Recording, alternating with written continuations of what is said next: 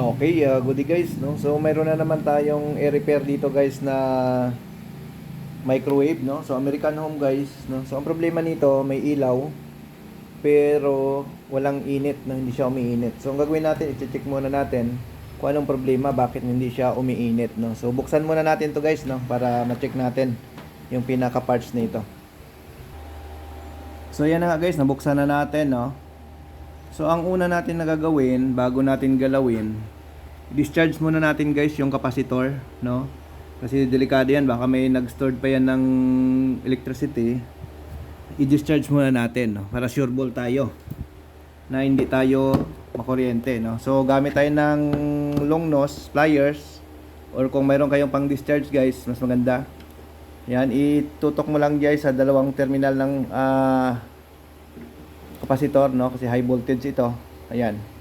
Sundutin nyo lang yung terminal ng capacitor para siya ma-discharge, no? So, unang i-check natin ito guys. Ito kasi fuse to, yung puti. Check natin to kung buo pa, no?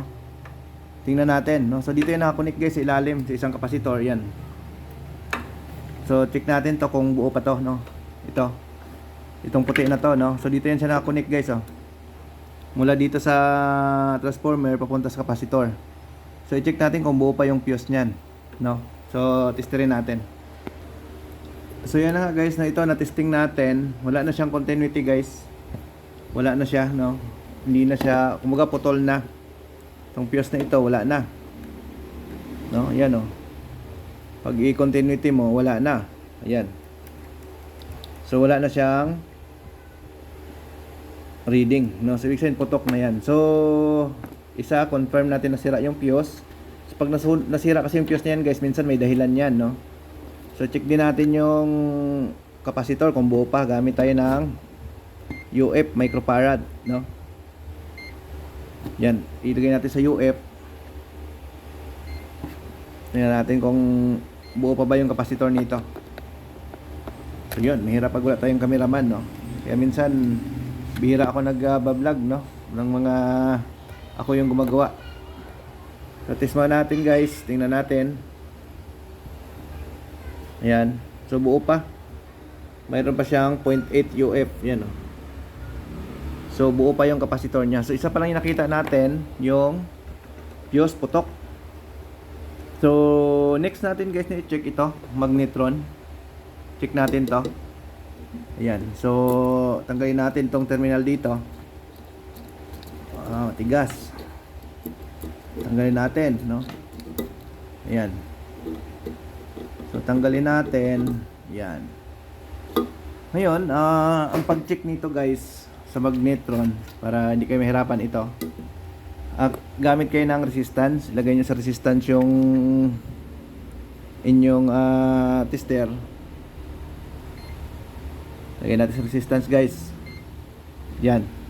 Resistance. So ngayon, punta tayo dito sa kanyang magnetron. Check natin. So ito guys, yung terminal niya, dapat walang ground dito yan sa body. So i-body ground natin. So yan guys, oh.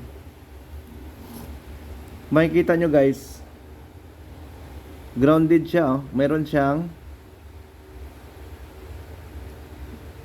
239 ohms. So ibig sabihin grounded na yung ayan, oh, terminal tapos sa body, no? Terminal tapos sa body meron na siyang 281 ohms, no? So ibig sabihin guys, grounded na itong magnetron, no? So dito sa kabila, tingnan natin.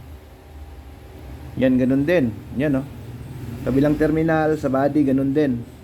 So ibig sabihin grounded na yung magnetron. So ang gagawin natin guys, pag ganito, pwede nyo siyang palitan ng isang set, no? Pero kung wala kayong pamalit, pwede nyo palitan itong terminal lang. Ito. So kailangan lang meron kayong terminal na pamalit dito, no? Para ipalit yan. Kasi kadalasan guys, ito lang naman nasisira niyan. Yun yung papalitan nyo. So pati yung fuse, palitan nyo yan. Then ito, palitan nyo. Ibig sabihin, nagkaroon na ito ng grounding, no? So dito guys, tips lang. Kahit mega ohms guys ang marireading nyo dito. Pag lagay nyo dito sa terminal, tapos sa body, kahit mega ohms ang marireading nyo guys, hindi iinit ang inyong magnetron, no? Kahit mega, dapat OL talaga pagdating sa tester, no? Resistance. Pag ilagay nyo yung tester nyo dito, nakaganon, dapat OL. Pag nag-reading yan ng mega ohms, matik yan, hindi yan iinit ang inyong magnetron. No? Based sa experience namin guys, no? Pag lagay nyo ng OL, wala. Okay yan. Pero pagka may mega ohms kayong marireading, hindi iinit yan. No? So tips yan, no? Sa nagre-repair ng mga microwave oven. No? So bihira tayo naglalabas ng mga vlog sa mga microwave oven. No? So yun. So, ngayon ang gagawin ko guys, palitan ko yung fuse na yan. Then itong terminal na ito, papalitan natin. Ayan. Kaya marami kaming terminal dito guys. So, ayan. So, yun po, papalitan natin. Saka yung fuse, sama na natin. Saka ito. Ayan. So, kung gusto niyo naman palitan buo, pwede naman. Kung gusto niyo terminal lang, pwede naman. So, sungkitin niyo lang yan dito guys. Oh. Pag sinungkit niyo yan, mababaklas niyo itong cover. No, pag nabaklas niyo na yan, makikita niyo yung loob. Baklasin natin. So, yan na nga guys. Oh. Ayan. So, yun, no? So, ang gagawin nyo lang, alisin nyo lang yun sa pagkahinang dyan. Then, alisin nyo to. Pag naalis na yan, guys, okay na yan. Palitan nyo na lang to, no? So, usually kasi, guys, nag-grounding yan dito. Itong body na ito, ito. Yan, itong nakadikit dito. Yan, lagi nag-ground dyan. Ito yung sakit ng magnetron talaga. So, palitan nyo lang to. Yung terminal na yan. So, yan na, guys. Napalitan na natin siya, no? So, palitan na natin ng bago. So, testerin ulit natin. Dapat wala siyang resistance doon sa kanyang terminal, saka doon sa body. No, so, polarized terminal. Sa atin. Hirap guys. Maghirap mag-video na mag-isa, no? Hirap tayo mag-tester, ah. Ayan. Body at saka terminal. Kasi natin. Mahirap mag-tester. Ayan, oh. So, ayan. So, wala siyang reading, guys, ha. Ayan, oh. Ayan. Body at saka terminal yan. So, dapat wala siyang reading. OL dapat talaga. Pag mega ohms yan, guys, matik yan. Sira yan. Hindi yan siya gagana. So, ibabalik lang natin ito yung cover. Din testing natin. Palitan din natin ito ng fuse. Ayan. So yan na guys, so na-fix na natin guys, no? Testing na natin. So okay na. Test na natin siya, no? So takpan lang natin to, then lagyan natin siya dito ng baso para malaman natin kung mainit na. So yan na guys, nalagyan natin siya ng baso. Saksak mo natin para makita natin kung okay na ba. Yan. Yan. Tingnan natin kung umiinit na. Tayo natin mga ilang minuto. So yan guys, tingnan natin kung mainit na, no? Yan. So mainit na siya guys. Ayan, sobrang init na siya guys. Ayan. So okay na.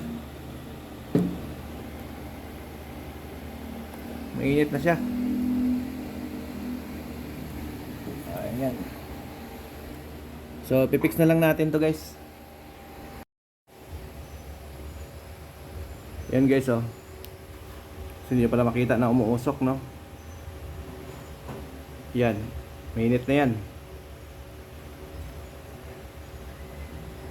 Mainit na. So, yun. Okay na.